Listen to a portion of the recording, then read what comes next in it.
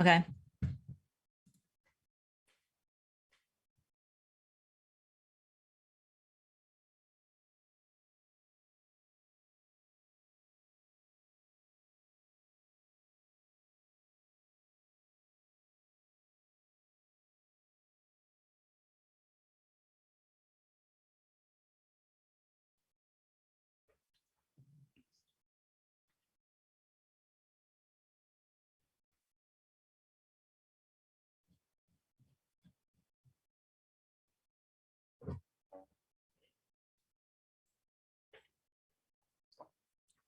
Hi, everybody. This is Chris Madrid French with CPF, and thank you for joining our webinar a little early.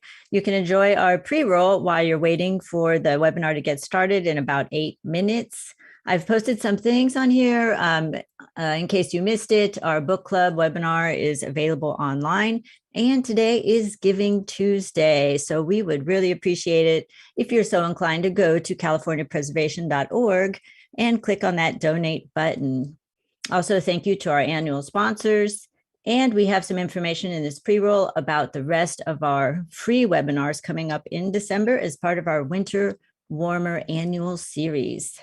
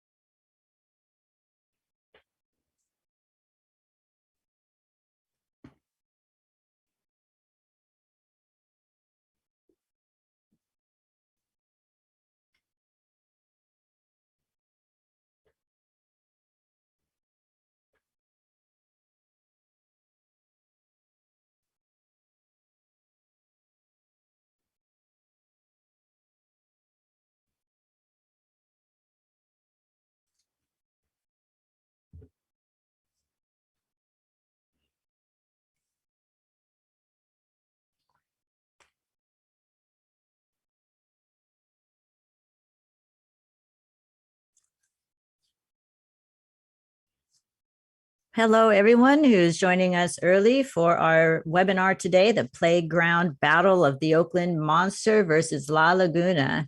I'm posting some images here that you can enjoy while we're waiting for the webinar to start in 6 minutes. Today is actually Giving Tuesday, but we're calling it Give Back Tuesday. We wanted to congratulate the winner of our Diversity Student Scholarship, Daniela Velasco. And here you'll see Living the California Dream, in case you missed it, one in the series of book club conversations that we've posted to our Facebook and YouTube video pages. Special thanks, of course, to our sponsors, including WJE, our education sponsor, and all of our annual sponsors who make these free programs possible for the community. So this is a good time to just get comfortable, check your sound and your in your chair, and we'll start in 5 minutes.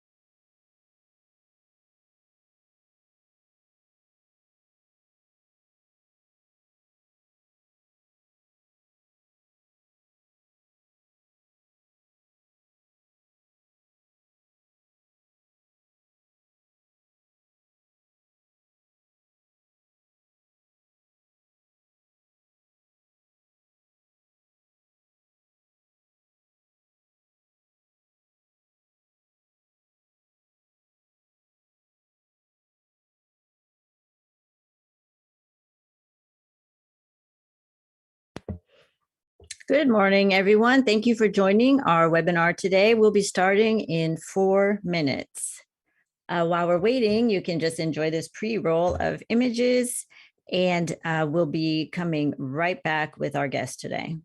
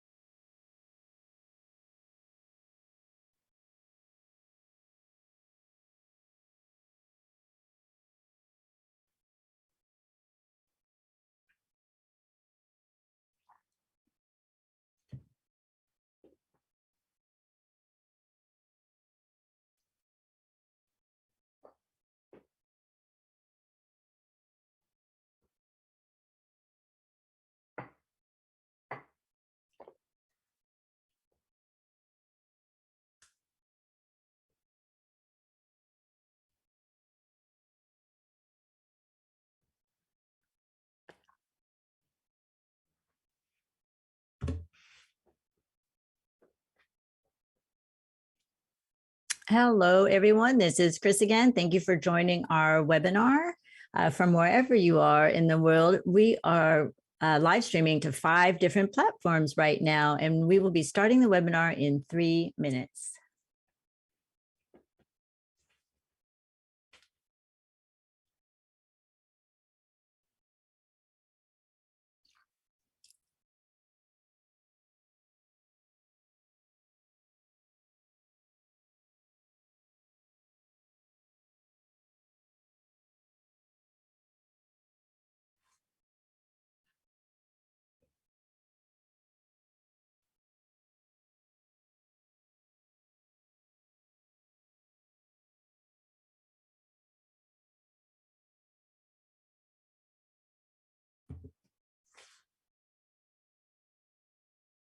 Welcome, everyone. This is Chris, and I wanted to make sure that you register for all 4 of our programs coming up in December.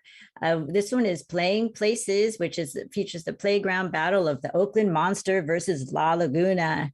And we'll get started with that in about 1 minute. We want to encourage everyone to join our awesome auction at californiapreservation.org/bid, where you'll find all kinds of fun experiences and items for you or your family members. Today is Giving Tuesday, and we encourage everyone to visit californiapreservation.org and consider donating to our organization. Your donations help us keep all of these programs free for the community. We're going to be starting in 1 minute.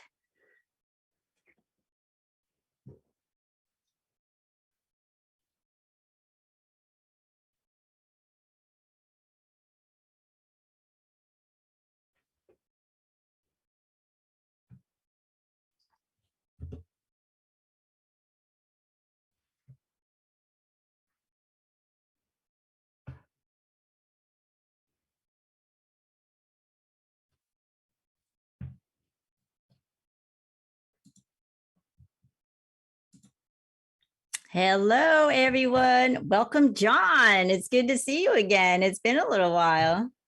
Welcome, Chris. So today's program is part of a 4-part series, as Chris mentioned, so we'll be starting here momentarily. We wanted to mention a few things first before starting the program. This is our 2nd annual Awesome Auction this year, and Chris in a moment here might be sharing a page that we can look at to view some of the... Is that my cue, John? It might be. Yeah. No, that's my cue. Let me catch up. Okay, can you see my auction page?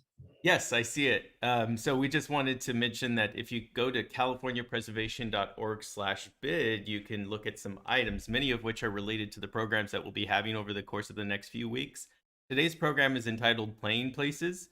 We do have an opportunity, Chris, if you scroll down a little further, you'll find a t-shirt somewhere. I'm not sure if I'm updated, but let's see. There it is.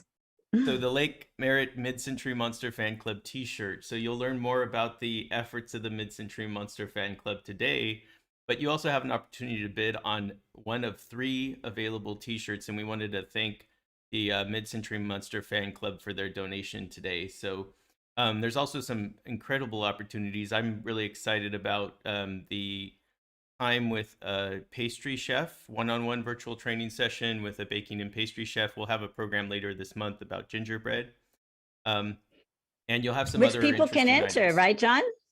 Absolutely. So I wanted to encourage anybody on the call today to look into building your own gingerbread house out of any historic building that you wish. So you could even make a mid-century monster gingerbread if you wish. That might be a little difficult, but you know. I'm going to do an A-frame, but I think I'm disqualified from entering this one.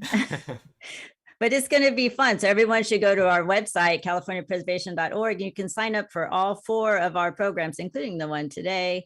And the last one will be one of our very popular happy hour events that we are going to host at 5:30 Pacific. So John, you want to go over the basics? Yeah, so today we have time for questions. If you mention your questions in the Q&A box, that'll help us out a lot. You can do that anytime between now and the 45 after the hour, and Chris and I will field those questions for the speakers.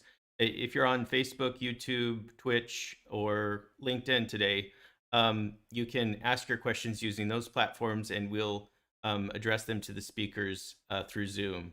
So we look forward to seeing your questions. And with that, I'm going to turn it back to Chris and we can turn it over to the first speaker.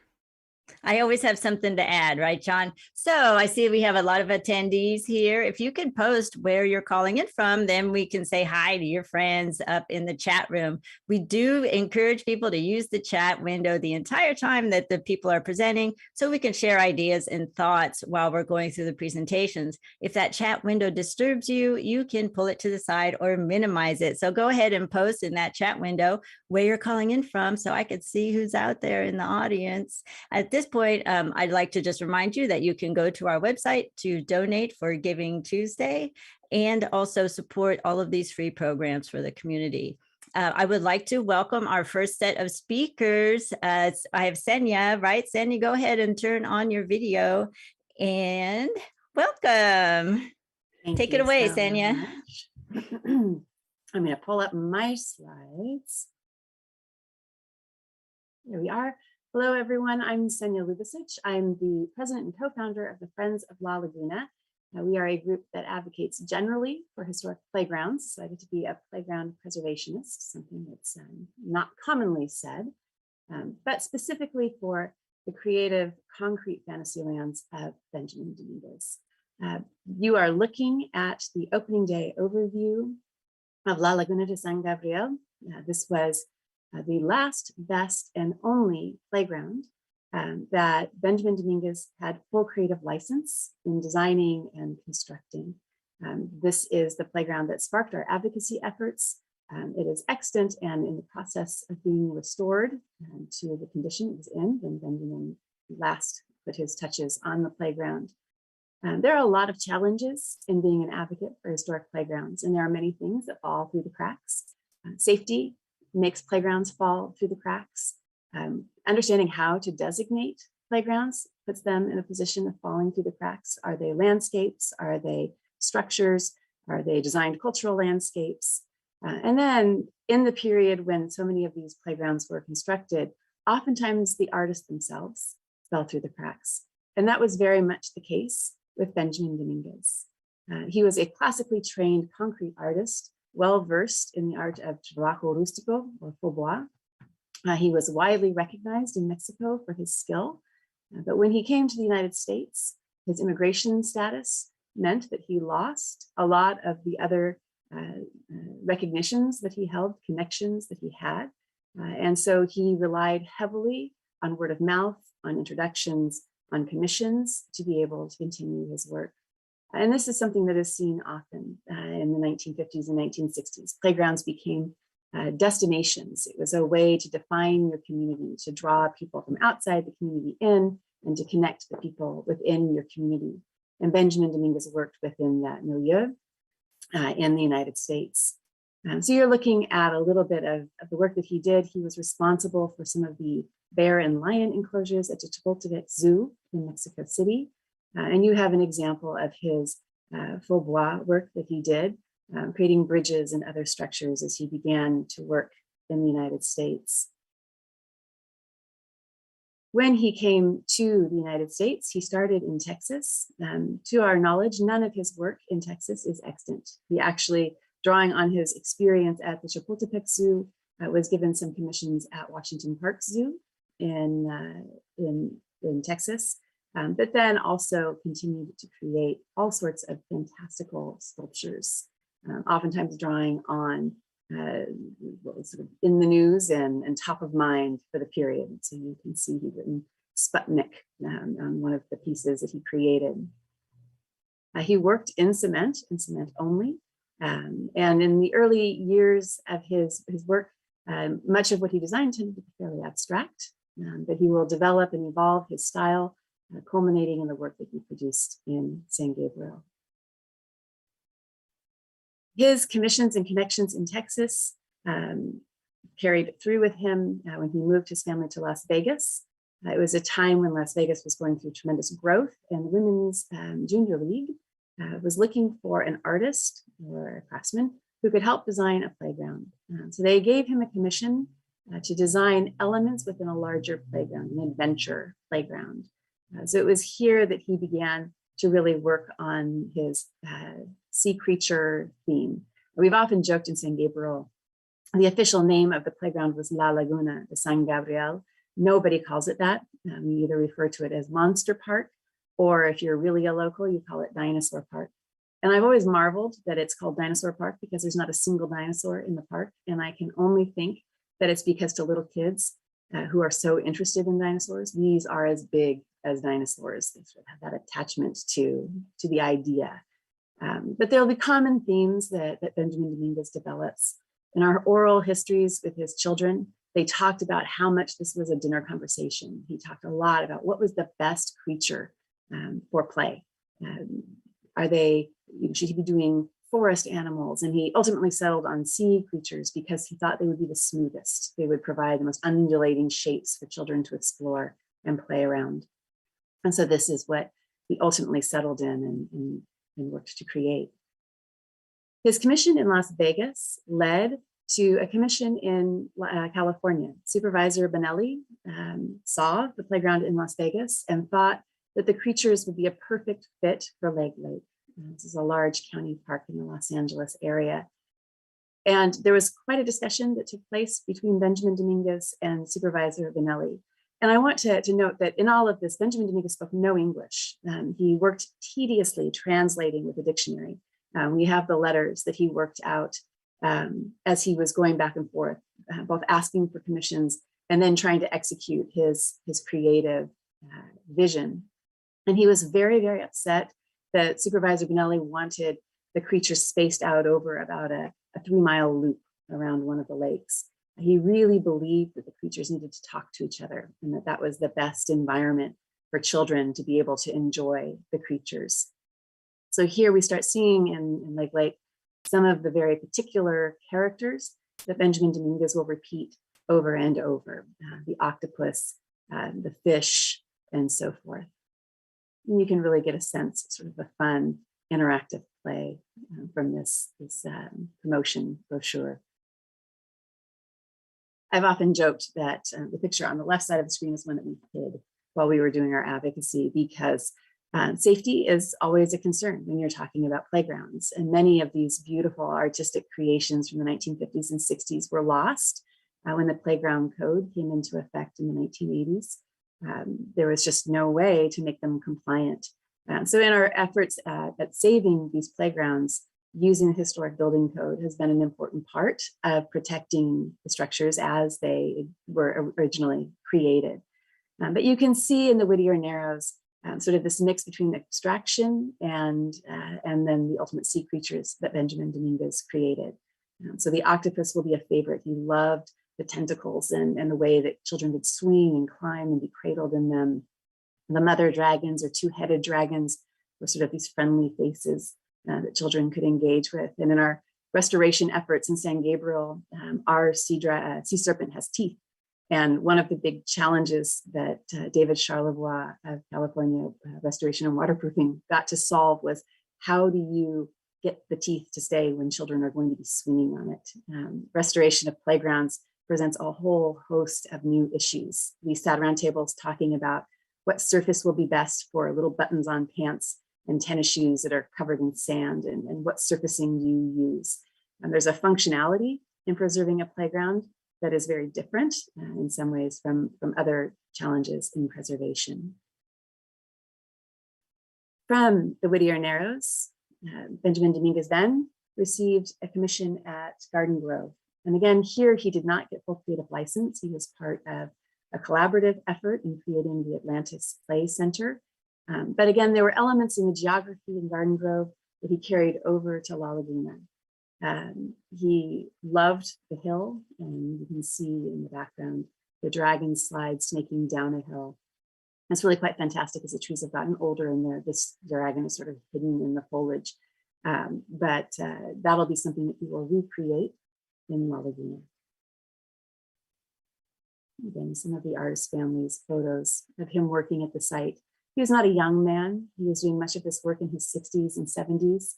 There are wonderful stories about his work, but in that falling through the cracks, because he fell outside the canon of associations or academies, when we started doing our work trying to understand who created these pieces, He was often just referred to as the Mexican. And we would talk to people who were part of the Las Vegas Junior League, and they said, we found the Mexican, and he would put these boxes around the structures. Nobody was allowed to see them, which we think was actually part of letting the concrete cure slowly so it would be more durable.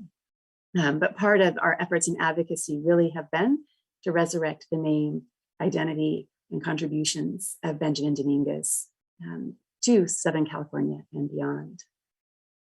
So now we joke at our house, our sixth baby. La Laguna de San Gabriel is truly the last, best, and only of Benjamin Dominguez. It was the last playground that he fully designed and was able to create. It was the best example of his work, and it is the only playground that he had full creative license over and that is unchanged from when he actually created it. This is a fun picture because these are actually his grandchildren and family members who are playing all over our dinosaur lookout mountain at the opening day ceremonies. And these are wonderful historic photos over the time that the children have played. These are taken just a few years after the opening of the playground. But of all of the photos, this is my favorite. For Friends of La Laguna, we chose Ozzy as our logo because Ozzy is the most difficult piece to make an argument for regarding safety. So we thought we were going to put Ozzy out front, make him beloved. And he truly is. If you go to the playground today, you will always see children curled up in the tentacles, looking to his face. There are all sorts of wonderful stories of people sharing their heartbreaks and hopes with the creatures at La Laguna. So, a photo of a panoramic. I'm going to just warn everybody. My husband says I need to give a trigger warning for the next slide. After completing La Laguna de San Gabriel, Benjamin Dominguez was asked to build a playground at Placido Rasa in Lincoln Park in California. He designed the playground but didn't live to execute it. So in his honor, his sons followed his plans and built the Aztec slides, which were destroyed in the early 2000s. There was a local advocacy movement to try to save the playground, but they couldn't argue against the safety concerns that historic playgrounds raise. Garden Grove similarly has tried to find ways to keep the pieces that comply with playground safety codes. So with their whale structure, they added this metal staircase. And ironically, most of the injuries they've had are a result of the staircase and not the whale itself. Being a playground preservationist exposes you to all sorts of wonderful elements of playground realities. So our advocacy efforts followed the blueprint of activating our local community, educating and lobbying our local officials, and then raising awareness and trying to engage people in the restoration effort, which has been a product of terrific support from the Annenberg Foundation, the National Trust for Historic Preservation, the Pasadena City College Foundation, Supervisor Barger's office in LA County, along with a host of families and community members to whom the playground still matters very, very much. In 2012, we completed our first process phase of restoration. This is a project that we were very proud to win an award from the California Preservation Foundation for, and we've been continuing ever since, working incrementally. Ozzy was restored, as was Sandy, and you can see those marvelous teeth that David Charlevoix solved for us. I guarantee you, if you go to the park, you'll see a child hanging on that chin. And every time I see that, I marvel that David solved the problem of keeping those teeth in Sandy's mouth. The final structure that we're working to restore is the Lighthouse. So this is our last campaign. And when we finish the Lighthouse, the playground will in its entirety be back to the color schemes, the structural security in which Benjamin Dominguez left it. And we are looking forward to getting to that point and being able to say that we've brought back not just Benjamin Dominguez, but also the works that he created. Playgrounds are a terrifically special part of preservation because they uniquely preserve intergenerational interactions. One of my most favorite memories was a grandmother coming with her grandchild to La Laguna. And there's an official entry, but then there's the way that all the locals come, which is through sort of this island burn that Benjamin Dominguez designed. And as her grandchild ran into the playground yelling, "Whoa," she said, "I can't believe it's still here. I brought his dad here when he was a little boy." And that's an experience that is uniquely bonding. And it is part of the joy of advocating for these incredible works of art and these incredible places of play. So with that, I'm going to turn things over to the monster. I don't think this is so much a battle as it is just a rejoicing in the wonders of concrete steel. And I can't wait to hear about the monster's efforts. Thank you, Sanya. That was amazing. Yeah. So inspiring. I'm Susan Casantini. This is my husband, Kyle Milligan. Hi. We're going to talk a little bit about our advocacy experience and also about the history of this play structure that was completed in 1952 in Oakland. Here it is. First of all, Kyle and I are not from Oakland, so we didn't have any nostalgia for this piece at all. But we're both artists, and we literally live 3 blocks from it. So we were very curious about it on our walks around the lake. Next slide. We're also members of the Oakland Heritage Alliance, and Kyle noticed this article written by Kathleen Giovanni about the monster needing advocacy. And so again, it kind of piqued our interest, but we kind of put it on the back burner until 2015 when we saw the cyclone fence around it. So I called the city to find out what was going on, and they told me it had been slated to be destroyed. And so I asked, what can we do? And they said, you have 30 days to come up with a plan and the money.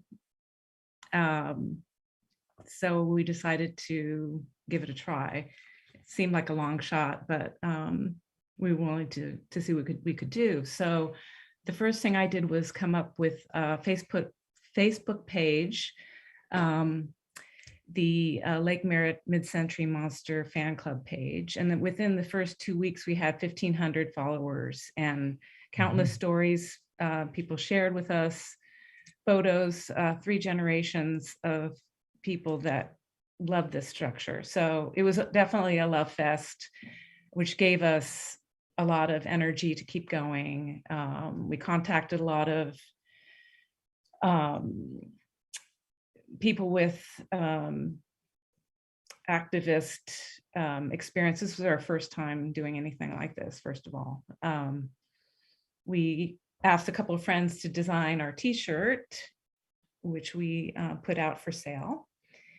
And lo and behold, in the final hour, a small group of developers, contractors, engineers, and architects came up with the biggest chunk, which was $40,000, which is what we needed at the time. And then the city came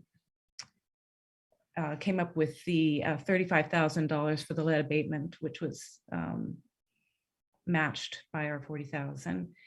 And then Kyle's going to start a little And bit. that brings us to my lightning fast history of what makes my backyard here in Oakland very cool, using the person of William Penn Mott Jr. to stitch it all together. So that takes us from 1909 to 2019. So in 1909, William Penn Mott Jr. was born in New York to a Quaker family. 10 years later, in 1919, there was a global pandemic, which I said it was going to bring us up to 2019. He went to school at Michigan State, and then he came out west in the late 20s to go to Cal. In 1933, he starts a career as a young landscape architect here in Oakland. Incidentally, in 1933 was also the year that some white men got together in Oakland for the betterment of the Lake Merritt and its environs. That group still exists. It's called the Lake Merritt Breakfast Club. So shortly after that, William Penn Mott Jr., who I got to meet some of the people that he mentored. By that time, he was Bill Mott. So the people that I met who he mentored definitely brought that point home, and that becomes important in this history. So he becomes, in 1940, he's the director of the Oakland Zoo. Shortly thereafter, he becomes the Oakland Parks supervisor. So in his tenure as Oakland Parks supervisor, in 1948, he appoints Paul Covell to be the nation's first municipal naturalist. And then in 1950, he gets together with some of the guys from the Lake Merritt Breakfast Club to build the nation's first storybook park. It still exists. It's still in my backyard, and it's Children's Fairyland. And my claim to fame in Oakland is that I am now on the board of Children's Fairyland. So that's my I have arrived moment here in Oakland. Shortly after 1950, where the beginnings of Children's Fairyland, two things happened. He found a young artist by the name of Bob Winston to do a very cool sculpture.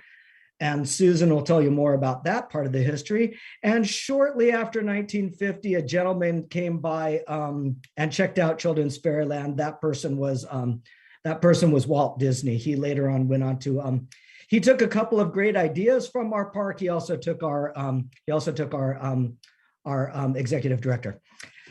So shortly, and that was a short tenure that he was park supervisor at Oakland, because he got bumped up to East Bay Regional Park District shortly after that. He also had a short tenure at East Bay Regional Park District because he was grabbed by the then governor of California to be the state parks supervisor. That was a decent sized tenure, but he was, the governor became president of the United States. And then he was at that point nabbed to be the national park supervisor. That of course was Governor and President Reagan. So that's a lightning fast tour of William Penn Mott Jr.'s life. But what does that have to do, besides that he was the idea a minute man who brought us the mid-century monster and Children's Fairyland and a million other great things in that short tenure that he was in Oakland Parks. But his legacy, his largesse just keeps giving to Oakland. And that brings me to why I mentioned the gender of the Lake Merritt Breakfast Club. In the late 80s, they had to start letting in women. And when we go through, when we get to the later part of William Penn Mott Jr.'s life, his swan song, which Peter and I were talking about later on, became the Placido in San Francisco. That was his swan song. But in those times that he was talking about, like, all of the things that he had done over his career, and they were things such as going to other nations, other countries, and helping them build their national park system, he always went back to his early days in Oakland, and he loved the things like the Lake Merritt Mid-Century Monster and Children's Fairyland, that actual giving back, that actual, the sort of, that just boots on the ground kind of work. And then another thing that's mentioned in every one of his biographies was meritocracy. He believed in meritocracy, and it's always mentioned that he that he brought on women and people of different ethnicities, which what they said at the time. And that had nothing to do with anything other than just meritocracy, because I said I'd stitch this all together, and I got to, in this process, Susan was in her introduction was talking about one of the greatest things about this whole thing is that we've gotten to meet some of the coolest people in Oakland. And I got to meet two very, very cool people who were mentored by Bill Mott. That was John Sutter and oh dear, help. I'm just glitching all of a sudden.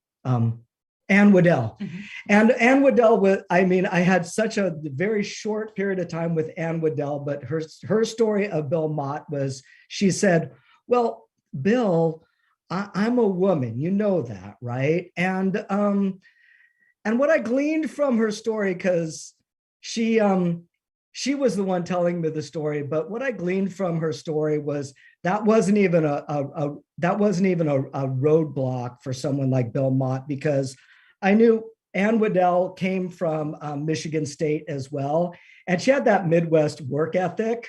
So like all it took was for him to see that hard work, and then that is still reverberating here in Oakland. That like what would Bill Mott do? We still use it at Children's Fairyland. And what I wanted to bring to this whole thing is like when I was looking at Sanya's presentation, we're gonna keep trying to keep these things alive. What I always say is 40 years from now, nobody's going to be advocating for a tot lot. The tot lots are just we're going to be happy to see those go. But what the most recent thing that we built at Children's Fairyland was something we call the Jack and Jill Hill. And what is it? It's a 20-foot diameter, 10-foot high concrete hill that's covered in AstroTurf. And next to this concrete AstroTurf hill is a box full of cardboard. The kids grab cardboard, they go up to the top of this Jack and Jill Hill, and they slide down a 10-foot hill. And this is a stroke of genius. This is what Benjamin's structures in La Laguna, and this is what William Penn Mott, working with this young artist, this is what we're going to be, 40 years from now, we're not going to need to preserve these things because they're going to just live on. So thank you for letting me just give a little brief history of how William Penn Mott stitches my little backyard all together. And I'll turn it back over to Susan. So just briefly, this is Bob Winston, the artist. And he was known internationally for his jewelry design in the early or mid 40s rather. These are some examples of it. So he was kind of brought back the lost wax casting technique. So his relationship with William Penn Mott Jr. was that William was familiar with Bob's jewelry and wanted to mimic a climbing structure that would mimic climbing an old tree or boulders. And he liked this organic design. So he commissioned Bob to do a 40-foot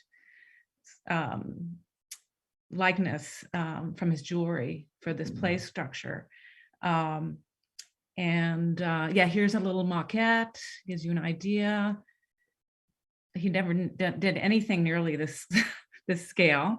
Next slide, please. Great. Oh, this is the foundry where the steel structure was created, the skeleton. And you can see a better image. This is, this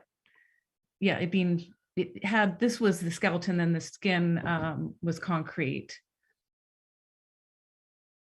or the flesh, and final touches.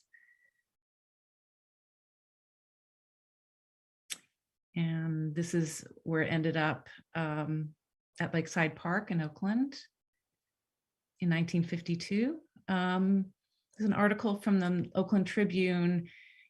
Bob Winston actually named it the monster himself because of all the hours he put into it and the worry and stress around it. And he didn't accept any pay, so he did it as a gift to Oakland. Peter, you want to talk a little bit about this? Yeah, and it was part of a larger movement. There was this group that Creative Playthings got a bunch of people together, including Noguchi. So there was a movement at the time to create sort of Scandinavian-like play structures that were not the typical, bars and teeter-totters and things. I thought it was fascinating to discover that.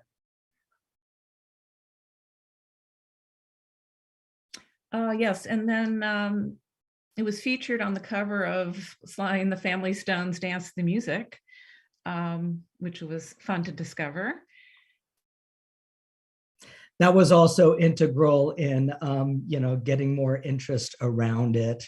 Yes, and then after the completion of the renovation, which it was a 4-year process. So in 2019, we threw a rededication party in conjunction with the 4th of July municipal band concert, which is in that area. Yeah, and I'll pick up from here. I think that, oh, go ahead, Susan. Yes, one last one here is I was able to find Bob Winston's only child, his son, in Louisiana in this process, which thrilled me. And so his whole family came from different parts of the country for the rededication. So that was pretty exciting. And I also want to take this opportunity to dovetail off of something that Sanya said, because it was like we were filming this sort of thing, like we had some sort of script or something, because Bob Winston's widow was there, and she's, rather elderly, and then the whole family had gotten together, sort of a family reunion. And then out of nowhere, this one kid just goes running, just bolts over to it and starts playing on it like it was scripted. It was, and that just, the family had some kind of hard feelings originally. And then afterwards, the family at the end of that day, that they were just so tickled pink. So it was just that wonderful tying it all together. Yeah. So we're going to pass it on to you, Peter. Thank you so much. Yeah, and so I picked up here where Susan and Kyle, let's say they're the adopted parents of the monster. I was more of the groomer or the veterinarian with practicing without a license. Susan and Kyle I was on the Oakland Landmark Preservation Advisory Board, and Susan and Kyle came to and did an informational presentation to the board and showed pictures. And I knew about this sculpture because my children had played on this themselves, and they actually didn't call it the monster. Nobody knew it was called the monster until this sort of publicity started happening. They called it the bone. It was like we would either go to the Sand Park, which was on one side of Lake Merritt, or the Bone Park, which was here, and they loved climbing on this thing.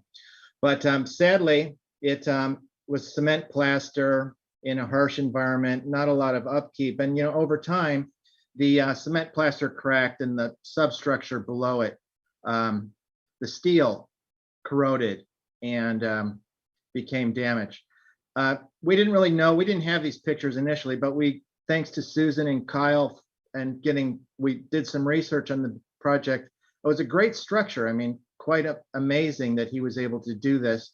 The steel pipes underneath, the heavy duty steel pipe welded with this flat bar around it. And then the flat bar covered in a typical kind of stucco expanded metal lath. As I mentioned, the steel corroded a lot over time. It was out in a moist environment, cracks in the cement plaster getting in below it. And I just recently resaw this photo and I zoomed in on this. He's spraying some kind of primer on here, but good Lord.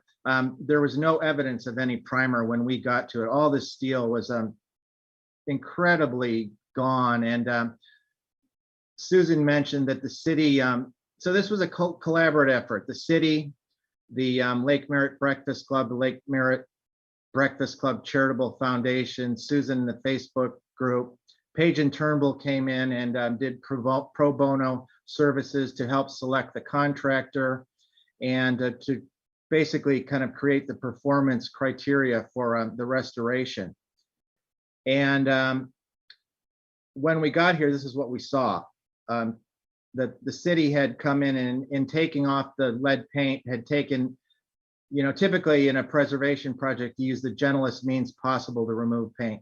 The city did the opposite. They did the least gentle means possible. They came in with needle guns that then further deteriorated the cement plaster and exposed it to even more moisture. It took probably like a year just to get the contracts negotiated with the city to allow the general contractor that we were able to select for the project, which was Western Specialty Contractors. They did a great job. And by the time we got there, this was the condition.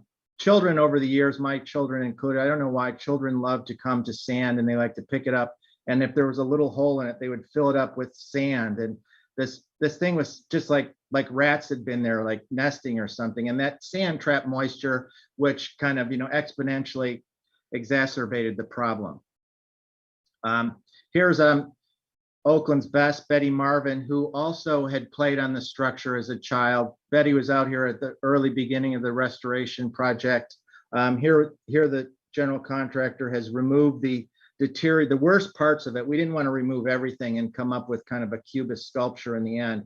So we had limited areas of removal of the cement plaster so that the sand could be cleaned out, so that the steel could be re-welded into place.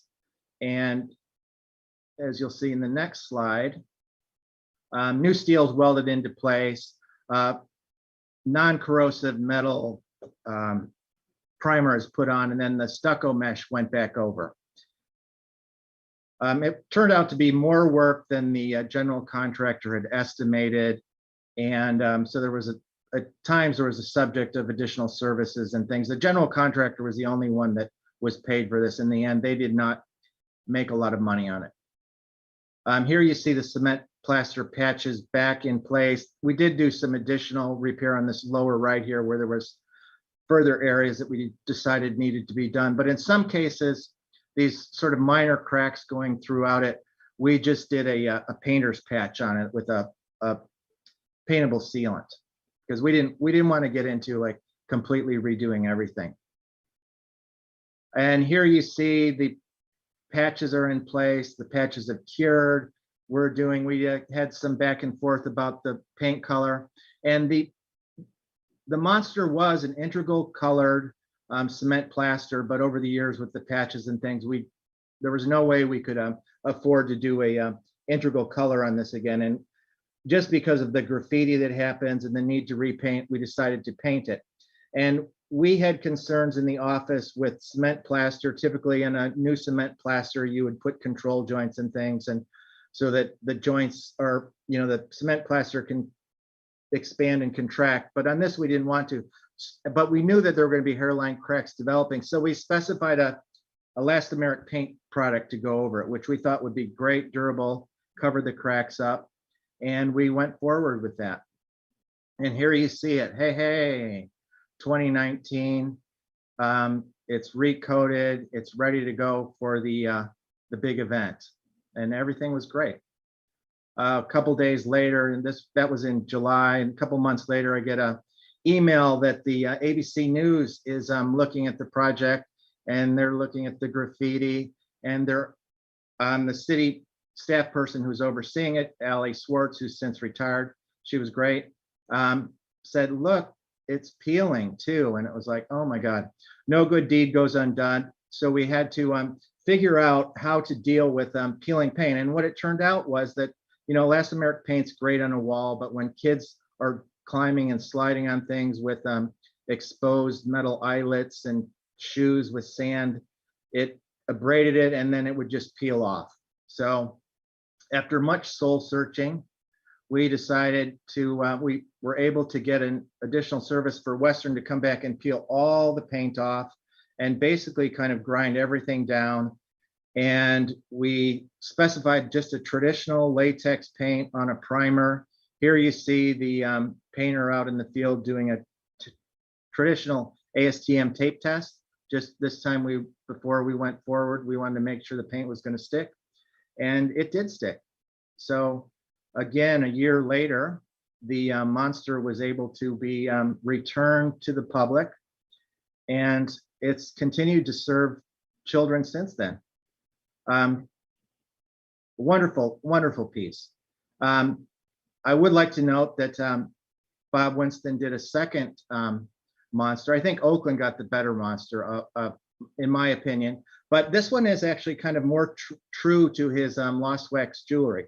So in Modesto, there's a brother of the, or sister, I guess, let's not give it a gender, another monster living there. And I would like to announce today that the monsters have given birth, and we are now creating mini monsters. And if you go back to Susan and Kyle's Friends of the Oakland Monster Facebook page, in the next coming months, we will be printing more of these, and we'll be putting them on a nice base. And if you purchase one, it will be donated to the upkeep of Lake Merritt and the monster. And with that, I will turn it back. Oh, I did want to make a shout out again. Lake Merritt Breakfast Club, the Lake Merritt Breakfast Club Charitable Foundation, City of Oakland, Page and Turnbull is the designers, Western Specialty Contractors, and Oakland Heritage Alliance for, just keeping everybody aware of Oakland's resources. So thanks to all. And Christine, back to you. Thank you. That was wonderful. And we are going to start our Q&A. I don't see any notes in the Q&A, John, but sometimes I have problems with that. There's definitely a couple of things in the chat window that I want to address, but thank you all for sharing your expertise with us and our audience today. Some of those stories that you've shared are just incredible. I wanted to start with the question we heard the most in that chat. Sanya, I'll start with you though. The historic building code is that seemed to be a real challenge for you. Can you address that a little bit? Well, yes, it was a challenge, but also really the only way that we were able to save the playground without modification. So I love listening to what Susan and Kyle and Peter were talking about, because there are so many parallels in the stories. We began our advocacy effort once a demolition contract had been granted for La Laguna. So we were working very much against the clock, and safety was an essential issue. As soon as we were able to make the case that Benjamin Dominguez was an artist of great repute and start bringing his story to the fore, we began to argue vehemently for a designed cultural landscape. We also began to look at the historic building code as a way to mitigate any decisions that would be made about the playground rather than using the playground code. So it was a process of designating La Laguna to the state register. And we were able to do that through the help of the Annenberg Foundation and the Historic Structures Report. But it really has become a way that whenever a question comes up about one of the pieces, we are able to refer city staff or the insurance companies to the historic building code as the first tool that they need to consider in looking at the playground. And to be perfectly honest, I think the city really has become, after the first sort of rallying the community, has really seen the incredible value of a place like this. One of the things I noticed in the chat is these through demolition have been lost. You could never build another monster today. You could never build another La Laguna today. The playgrounds that we have are these neutered spaces. They are any place parks. You can go to any city and see the same construction. There's nothing that's character defining or special about those. And so the historic building code is the mechanism that we use for interfacing and talking with the city. And the city has really embraced that as well. We have a good partnership, which it sounds like the monster does too. It's easy to fall in love with a concrete monster. Yes. Thank you, Sanya. And speaking of the historic building code and the process that you went through, I'm inviting Ambrose Wong onto our panel here right now, who worked with Garavalia Architecture during the project. Welcome, Ambrose. Thanks for joining us Yeah, today. good morning. Ambrose, So- it's fun to see you. Yeah, it's been a while. Yes. We're kind of glad to hear that the Lighthouse is about to get started on. So it's been a We have long our road. campaign going, so that's it's in its fundraising. We got a ways to go. So it's again So, Giving Tuesday. yeah. Jump in. Yeah, it is. Yeah, no, I mean, I think it's interesting to have Ambrose here from the perspective of the consultant who worked on the project. And I know it's been a while, 8 years now. So, Ambrose, can you tell us a little more about your work on the project and your side of it? Well, as Sanya pointed out, the biggest battle really was to educate the city as to how the California Historical Building Code could be utilized. It is trying to get everybody to understand, okay, nothing has to be perfect. We all grew up playing on things that now a lot of parents should just say, no, it's a potential lawsuit, that type of thing. But we all jumped on. I can remember when my brother played on a different version of these monsters, which was a concrete structure here in San Francisco. And of course, as a kid, he broke his tooth falling off the thing. So, but nobody's thinking of lawsuits or whose fault it is. He's a kid.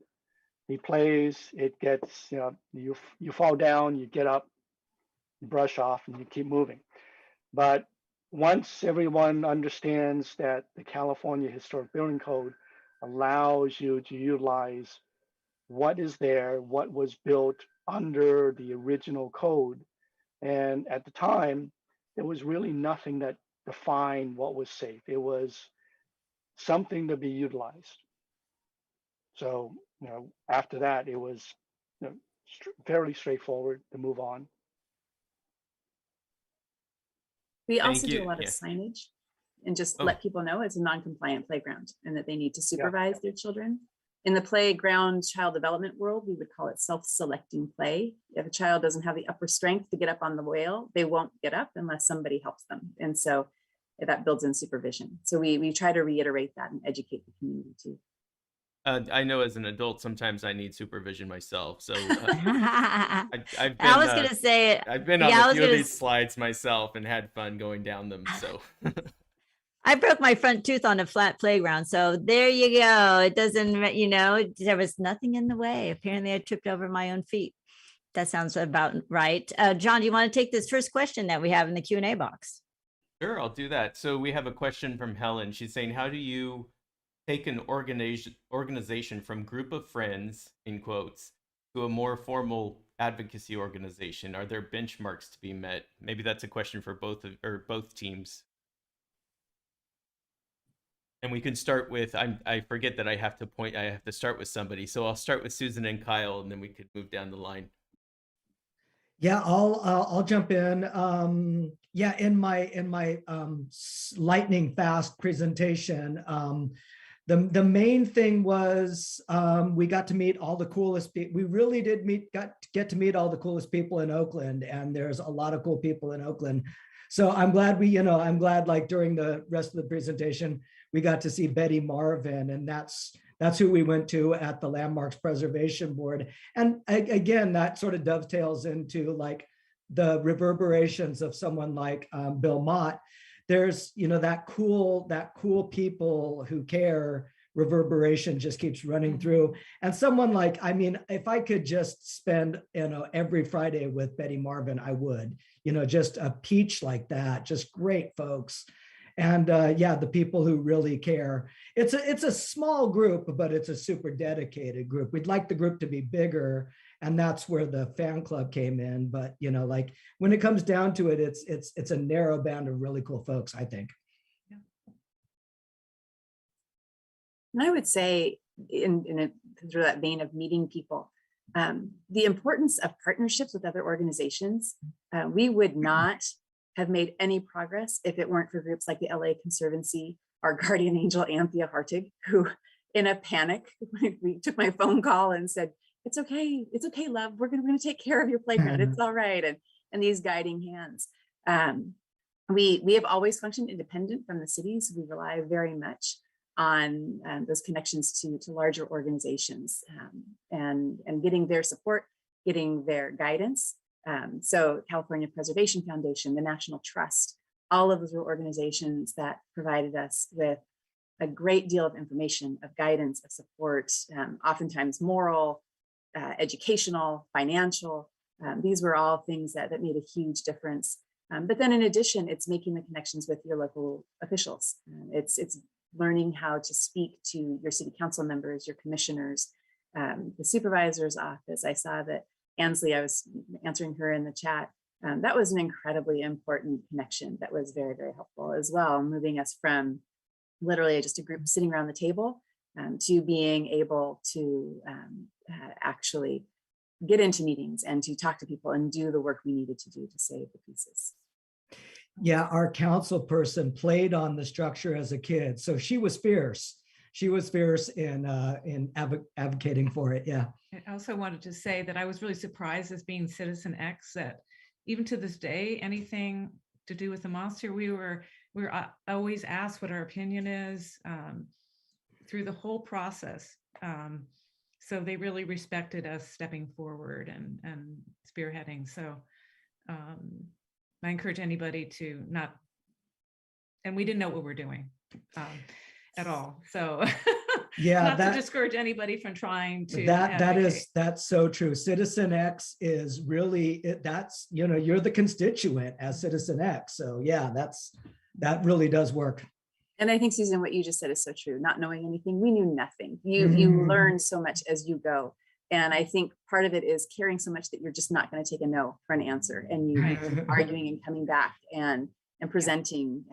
If they say it's a safety concern, then you say, show me how, you know, show me what your evidence is. And you just stay and be tenacious because, and again, that's where those organizations were so helpful. Here's the preservation brief you need to read, and here's this, and you should talk to this person. It was all part of that steep learning curve that made saving the pieces possible. Yeah, we experienced that too. There were so many people that guided us that had experience, and yeah, so we're very grateful for the whole community, really.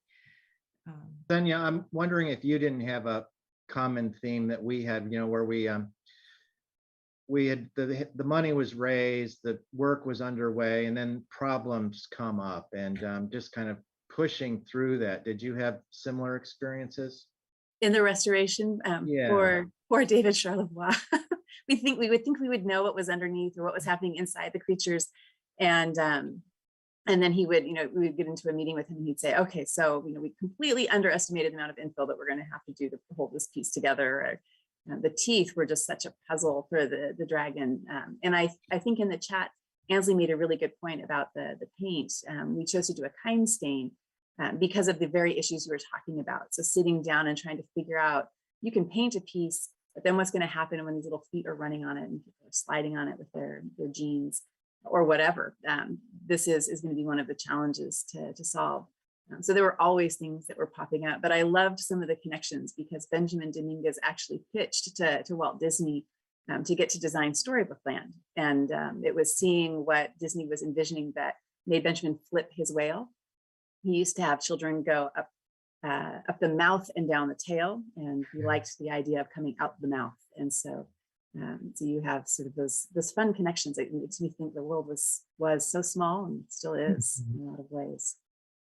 Just one other thing on the paint was that another challenge we had was that the city's responsible for the maintenance on this. So we actually had to go to get our paint supplies from a city vendor, and it sort of limited the choices that we could do. And I don't know who's maintaining it now, Susan and Kyle, but it seems to be you're out there with it. Yeah, so we needed the lowest common denominator of paint given our staff.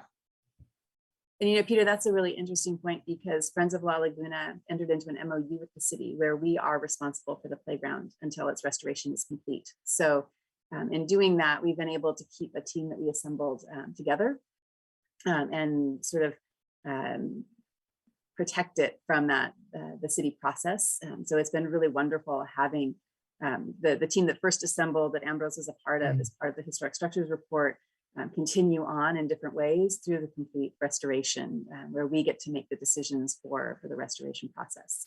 The downside is it puts all of the fiduciary responsibility on Friends of La Laguna, but we felt that that was something we were willing to take on.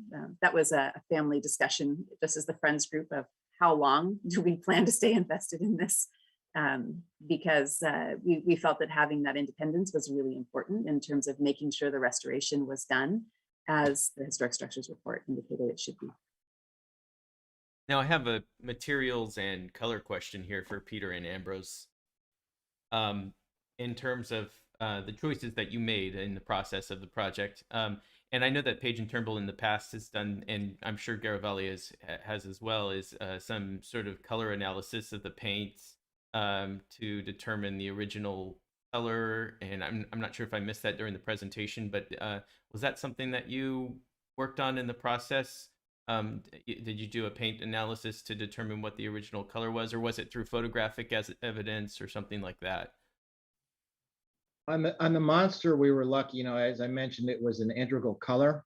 And because we demoed out a lot of the original plaster that was in chunks, I have pieces of it that we could take back to the office and just lay next to a paint chip to select it that way. But there was still some kind of back and forth where we did select even a more chartreuse, because there's some interpretation there too, and that we toned it down a little bit in the end, but it's still true to the original color. I think on La Laguna, I think we did an analysis based on chips from each individual element. And how important do you think this sort of tactile, I know there probably may have been in the process the back and forth with some of the participants is, oh, maybe we can try a different material. Maybe we can use poly or something, or sort of replace it with something other than concrete. Was that ever part of the discussion? And do you think keeping the concrete, keeping that sort of tactile, that feel was very important to the structure? Both of them, I guess, or both playgrounds. We had to think about that a lot just because of the scale of the pieces. So for example, Lookout Mountain goes up quite a way. There's staircases that wrap around the top. But again, kids don't use the staircases, they just scale the front. So we had to think about what was going to be an okay surface for sandals, flip-flops, sneakers. We didn't want children slipping because of a material choice that we had made. Benjamin Dominguez put the color into the concrete, so another integral color, like a skin over most of the pieces. So Ambrose is recalling correctly that we did analyze some chips from that. So some of the discussion was, do we put a skin back on, or do we just stay in the underlying concrete? And we opted to stay in the underlying concrete because the skin does chip away over time, just because of the nature of use. And on the monster, preservation standards would be to replace in kind. And since we knew it was a 1950s sculpture, and at that time, a standard cement plaster mix was used, we just went back with that. Thank you. We have one last little comment, and then we're going to wrap it up from Peter. Did Governor Schwarzenegger's veto of California Assembly Bill 2701 in 2010 that proposed to place qualified playgrounds and playground sites with historical or cultural significance under the jurisdiction of the State Historical Building Code have much of a detrimental effect on preserving these structures? Why don't you take that first, Sanya?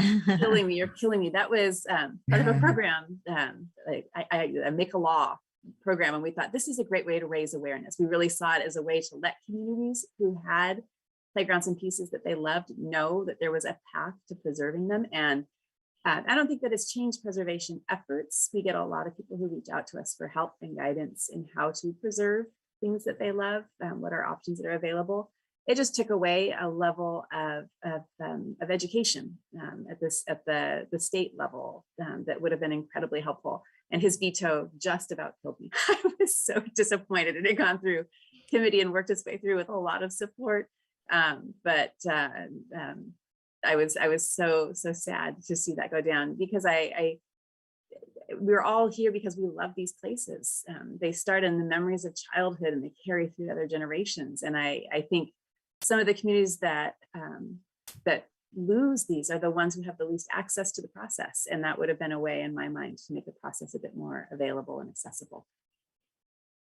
Yeah, that's the hard part about being an advocate, is when the building gets torn down or you lose one of these legislative issues. It can be pretty tough to keep going. I was going to add in that advocacy discussion we had, I think one of the key qualities of being an advocate for preservation is perseverance. You just have to outlast the other person, basically.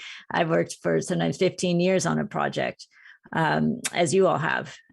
So we are going to wrap it up. And I wanted to, on that note, thank you all for your dedication and your hard work to preserve these very unusual structures in California history. It's so important for the community, as you mentioned. It's a way that we can, have this intergenerational, really, truly intergenerational and cross-cultural communication is through these playgrounds. It's so, so important. So I encourage everybody to visit the websites, and Sanya, you can put your website again in there. Apparently we were going to the wrong place and couldn't find your website for a minute. And Peter, if you'd like to go ahead and put in the Lake Merritt Monster Fan Club. I posted those earlier, but it's always good to do it again. I want to thank everyone for joining us today, and do not forget to come right back here on Thursday morning, because we are going to have another program, and that'll be part 2 of our 4-part holiday, holiday winter warmer series is what we call it. And in honor of Giving Tuesday, please consider giving to California Preservation Foundation. It does help us keep all of these webinars. Thank you, Kyle. Helps us keep all of these webinars free for the community, so everybody can join no matter where they're calling in from, all over the globe. So thank you all. And John is posting some links in the chat. If you want to save that chat, you can click on the 3 little dots next to the happy face and under the address field. If your Zoom is updated, you can do this, and you can save the chat and all these fun links that we're sharing. So we will see everybody on Thursday. And thank you again for joining California Preservation Foundation. Bye.